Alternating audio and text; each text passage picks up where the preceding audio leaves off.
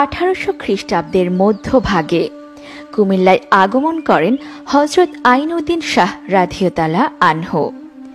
সর্বপ্রথম কুমিল্লার কাটাবিলের মুন্সি বাড়িতে অবস্থান করেন তিনি।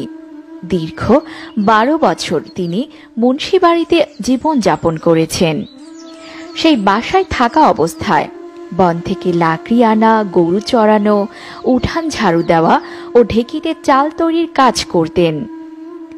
গরু চড়ানোর জন্য দীর্ঘ সময় তিনি বনে সময় কাটাতেন নীরবে। হযরত আইনউদ্দিন শাহ রাদিয়াল্লাহু আনহু সব সময় ধ্যানমগ্নে অবিরত থাকতেন। ধীরে ধীরে ওনার সাধনার বৃত্তান্তগুলি চারদিকে ছড়িয়ে পড়তে থাকে।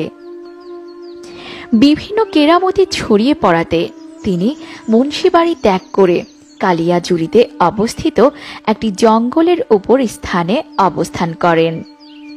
কালিয়াজুড়িতেও কেরামতি ছড়িয়ে পড়ে, বাড়তে থাকে ওনার ভক্ত। পরে কুমিল্লার বিভিন্ন প্রান্তে ওনার কেরামতির খবর ছড়িয়ে পড়ে। বর্তমানে দূর দূরান্ত থেকে মানুষেরা আসতে থাকে ওনার রওজা জিয়ারত করার জন্য।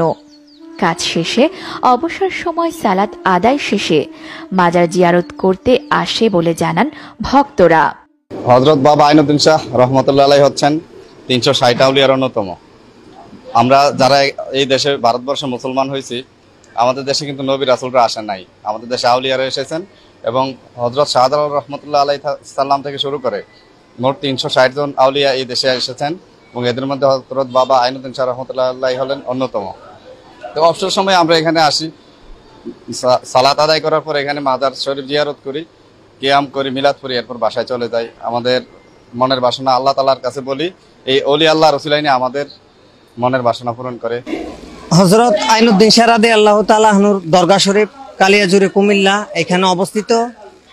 এই দরগা শরীফ কুমিল্লাতে প্রায় আনুমানিক 200 বছর হয়ে গেছে। এখানে প্রতি শুক্রবারে জুমার নামাজ অনুষ্ঠিত হয়, 5 ওয়াক্ত নামাজ হয় জামাতের সহিত। তারপরে আপনার জামে মসজিদ পাশে আছে এবং হযরত আইনউদ্দিন শাহ রাদিয়াল্লাহু তাআলা আনহুর অনেক অলৌকিক ঘটনা ঘটেছে। আইনউদ্দিন শাহ রাদিয়াল্লাহু তাআলা আনহুর জীবনী বই আছে দরগা শরীফে খাদেম সাহেবের কাছে। এই জীবনী বইয়ের মধ্যে ওনার ইতিহাস, ওনার জীবনী, উনি কোত্থেকে আসছেন, বিভিন্ন ঘটনাবলী উল্লেখিত আছে। তো এখানে হাজার হাজার মানুষ দৈনিক জিয়ারতের উদ্দেশ্যে আসে, মানুষের নিয়ত মান্যত নিয়ে আসে। তিনি অনেক কেরামতি রেখে গেছেন বলে জানান এই ভক্ত।